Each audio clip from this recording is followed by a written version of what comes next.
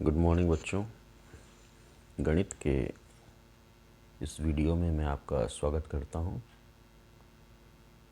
जो टॉपिक हम लोग आज डिस्कस करने वाले हैं वो है परम्यूटेशन एंड कॉम्बिनेशन, और इसमें हम लोग एक बड़ा ही महत्वपूर्ण टॉपिक डिस्कस करेंगे और वो है डिवीज़न इनटू ग्रुप्स।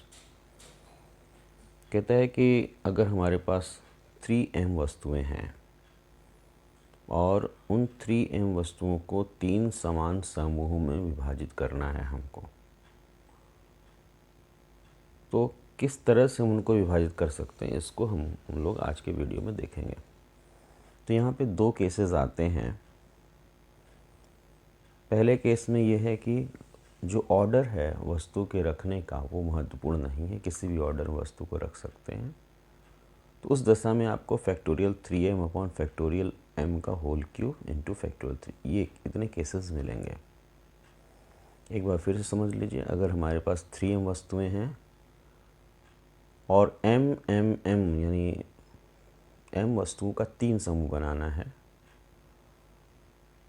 और क्रम महत्वपूर्ण नहीं है, वस्तुओं को आप किस क्रम में रख रहे हैं ये महत्वपूर्ण नहीं है, तो ये इतने केसेस आपको मिलेंगे factorial 3m upon factorial m का होल क्यूब इंटू फैक्टोरियल 3। लेकिन अगर क्रम महत्वपूर्ण होगा तो कुल आपको मिलेंगे factorial 3m upon factorial m का होल क्यूब। फिर पहले इसको समझ लेते, फिर हम नेक्स्ट टॉपिक की बात करेंगे। मान लीजिए कि हमारे पास कुल 6 वस्तुएं हैं, 6 बॉल्स हैं,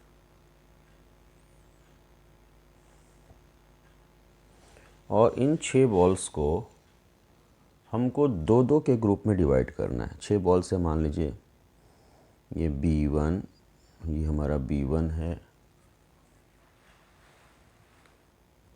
ये B1, ये B2, ये B3, ये B4, ये B5 और ये B6।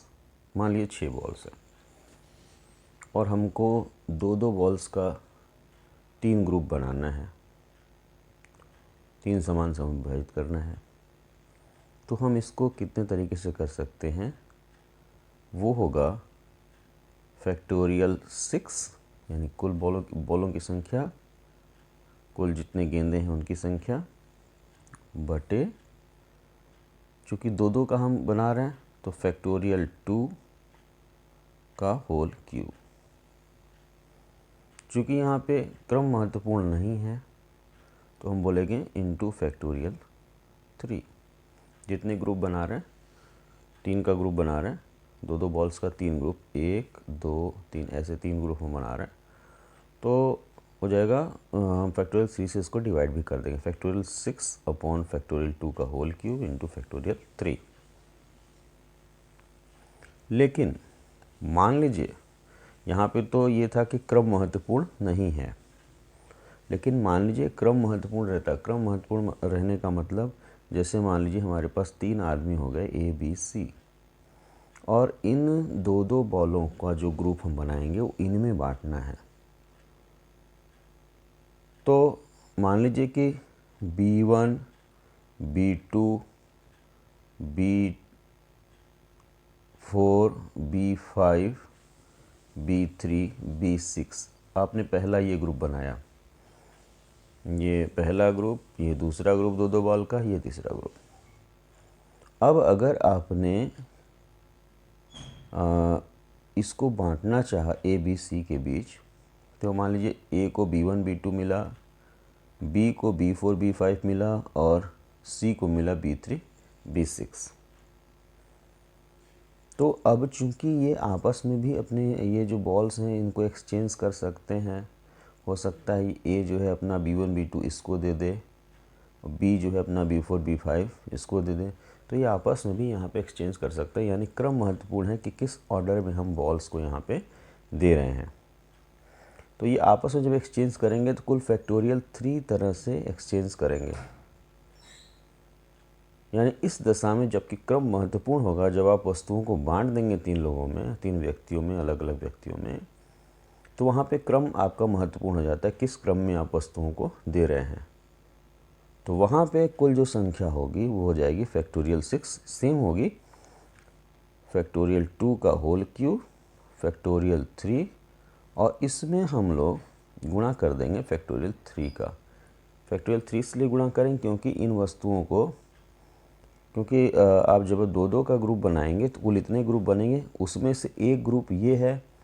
अब इस ग्रुप को जब हम क्रम का ख्याल रखेंगे तो फैक्टोरियल 3 प्रकार से इसको हम बांट सकते हैं।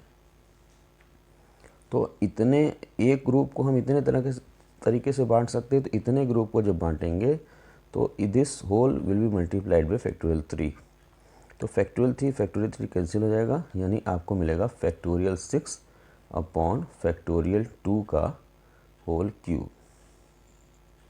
ये आपका रिज़ल्ट होगा जबकि हम 6 बॉल्स को 6 गेंदों को 3 व्यक्तियों में बांटेंगे तब। और अगर सिर्फ समूहों में विभाजित करके छोड़ देंगे, अगर हम डिफरेंट व्यक्तियों में नहीं बांटते हैं तो इतने केसेस होंगे, अगर 3 डिफरेंट व्यक्तियों में बांट देते हैं तो इतने केसेस होंगे।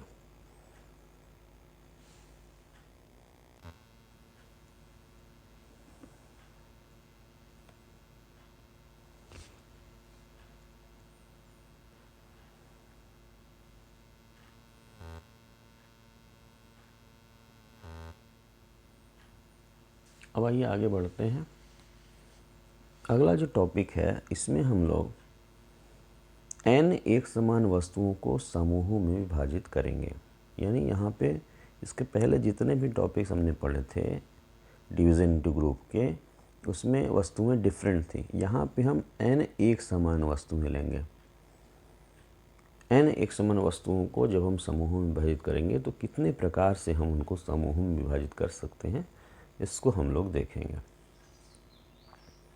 तो इसमें 2 केसेस होते हैं, और ये बड़ा इम्पोर्टेंट टॉपिक है।